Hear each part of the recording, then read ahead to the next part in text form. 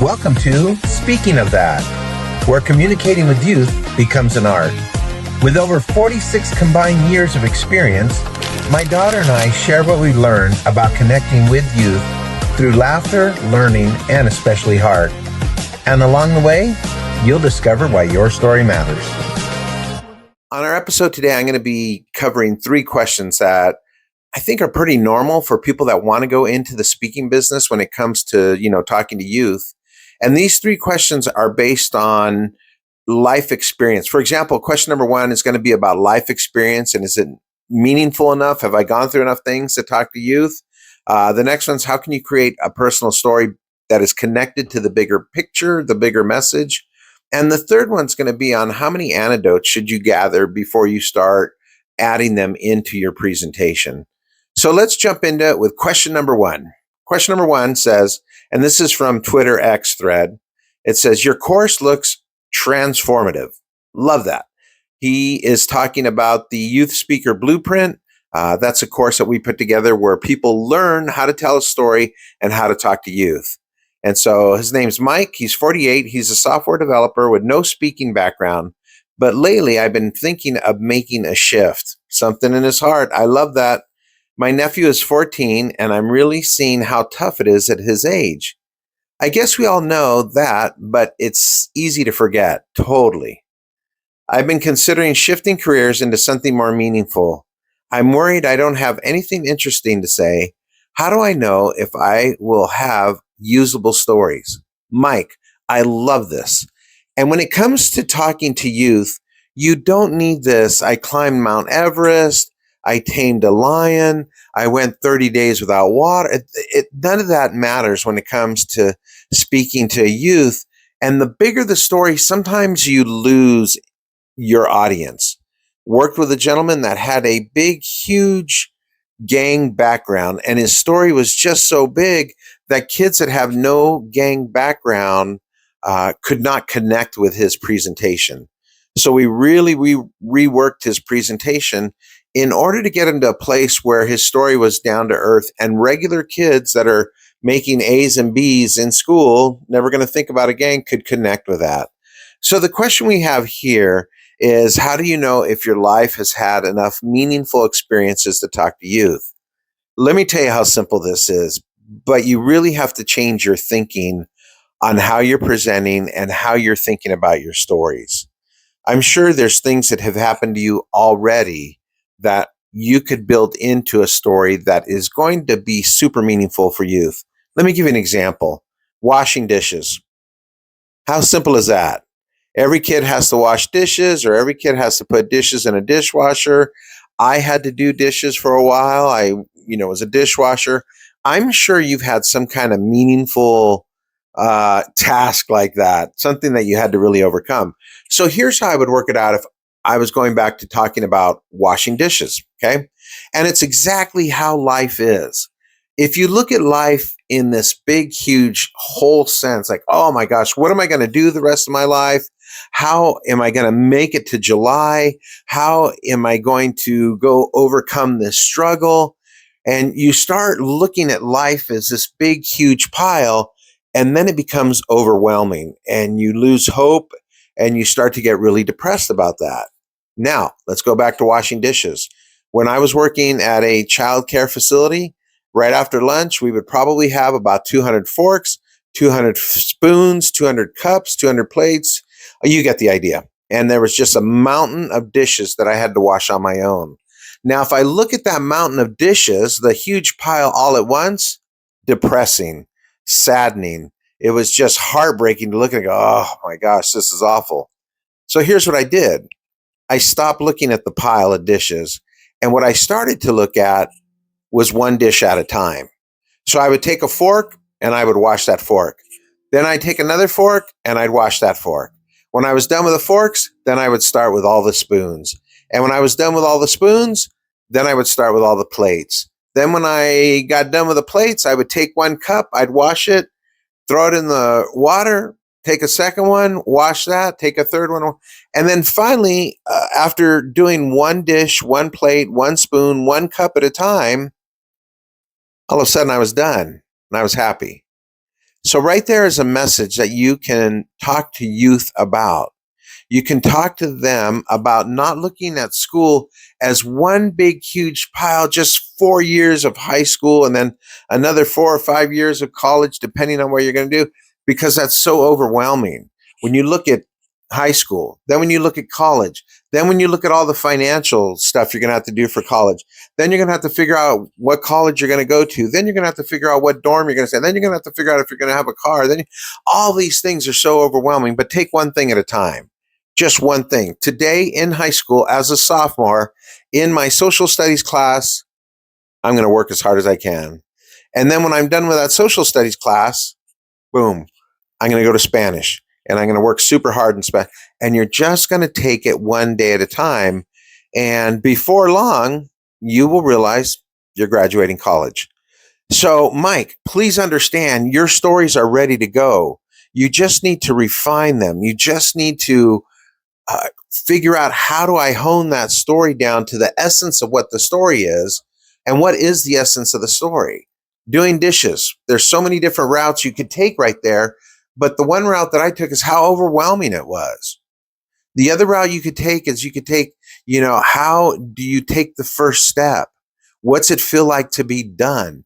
All of these different ways that you can impact youth, talking about your struggle, talking about how you learned to overcome your struggle through washing dishes, and now what it looks like on the other side.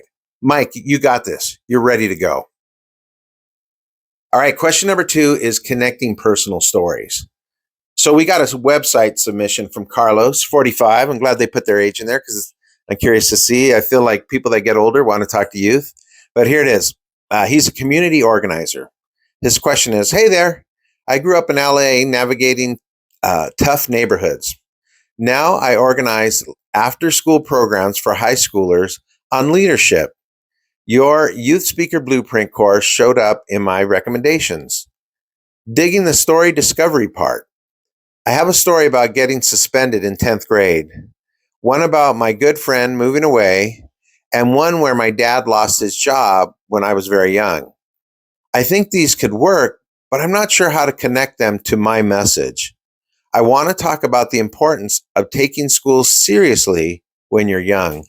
Love that.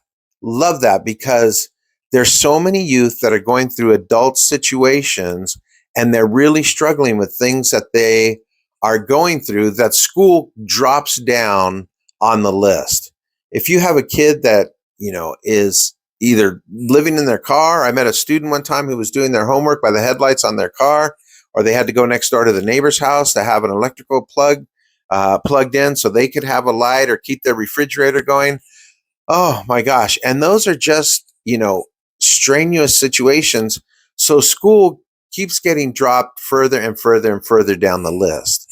Sounds like you've been through a lot of these same types of situations. So one of the things that you want to figure out is, what is my message going to be, and how can I fit these stories into this message?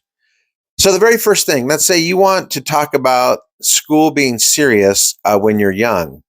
Now, what I would do in this is I would reinforce why school is important when you're young, why you need to finish high school, why you need to think about going through college or a trade school, and figure out why all of those things are going to be important. All right, going to school is important because you need to have a degree. You need to understand what you're talking about. You need to have the very basics in math, or the very basics in reading.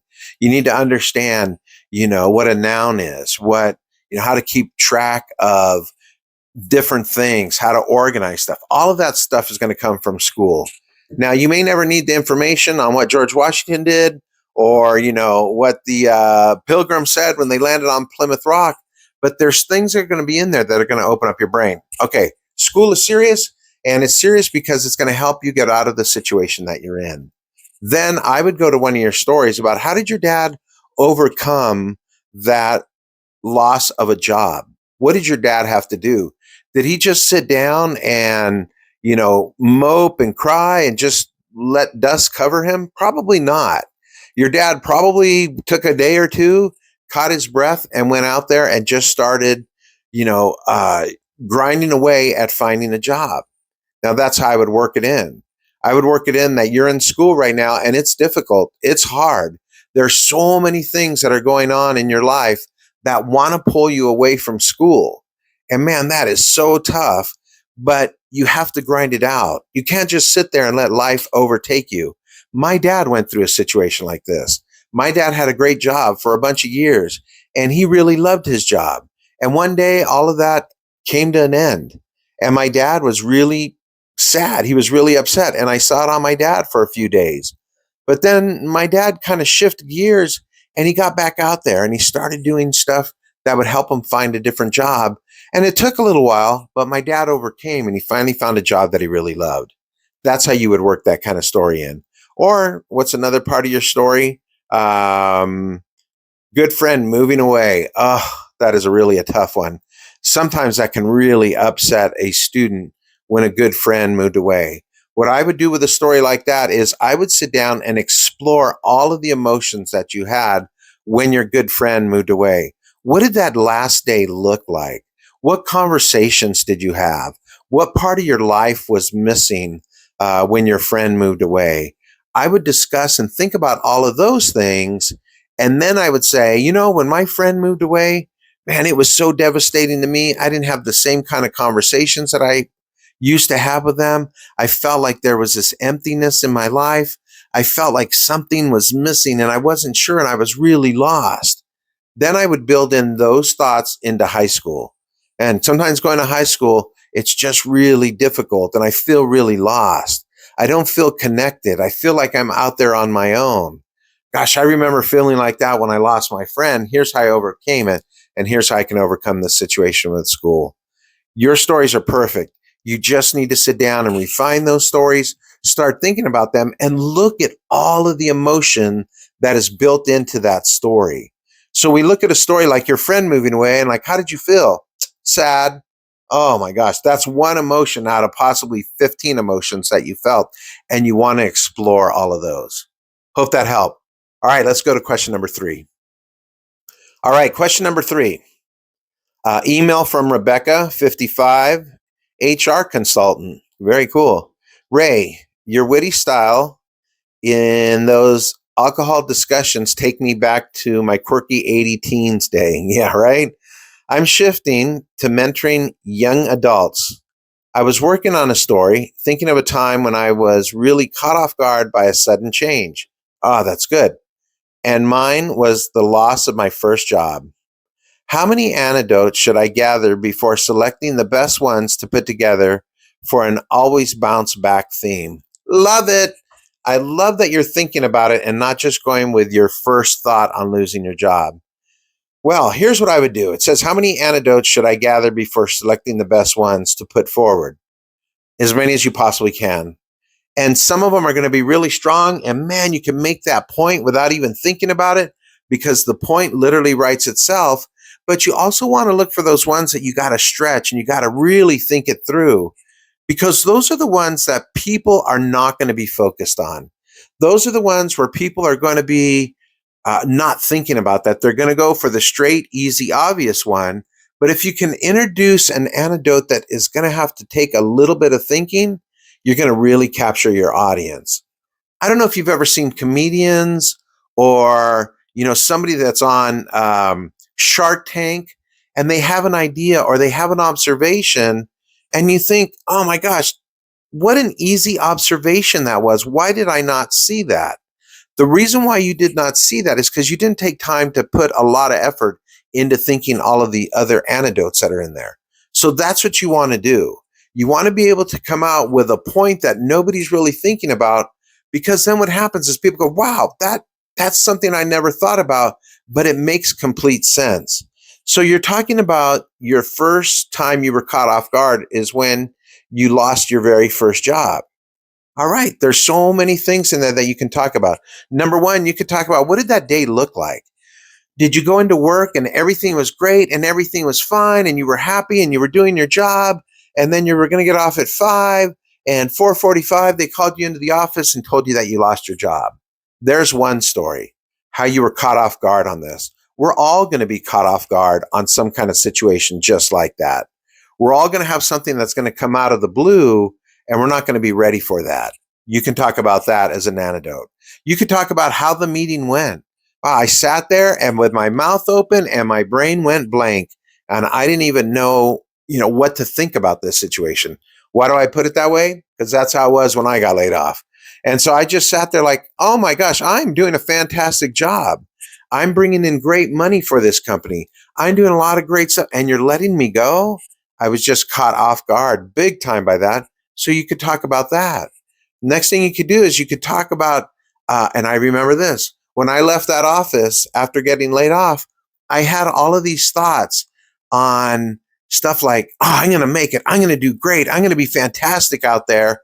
And then 2 days later, I find myself sitting on the sofa, totally depressed about losing that job and wanting to go back to it. Now, I even had a job that I hated. And when I got laid off, I wanted to go back to it. How terrible is that? And so there's so many antidotes. So I wish I could say like, oh, once you get 4 of them together, then you can go ahead and do your presentation. Or once you get 8 of them together, get as many as you can together and then write a little theme about them or a title. And so the first one would be titled Walking into the Office, The Meeting, my energy level after the meeting, my confidence, my loss of confidence. And then once you have about 8 or 9 different meeting or different stories and anecdotes, then you put your topic together. This is what I want to talk about. I want to talk about having confidence and then over a period of time losing it. And that is how you can get those anecdotes together. That's how you can put it together to nail down whatever message you want to get across.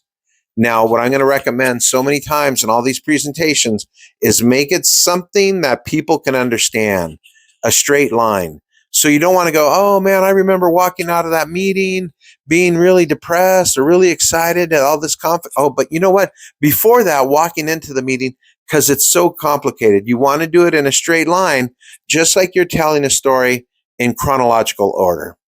All right, you guys, those are our 3 questions for today. If you have any questions, just comment right here. Put in the information or the questions that you have. I'll be happy to answer those. If you would love to speak to youth, and trust me, if you can speak to youth, you can speak to adults. It's not the other way around. You want to look at the Youth Speaker Blueprint because it's going to nail down all the things you need to know when it comes to speaking to youth.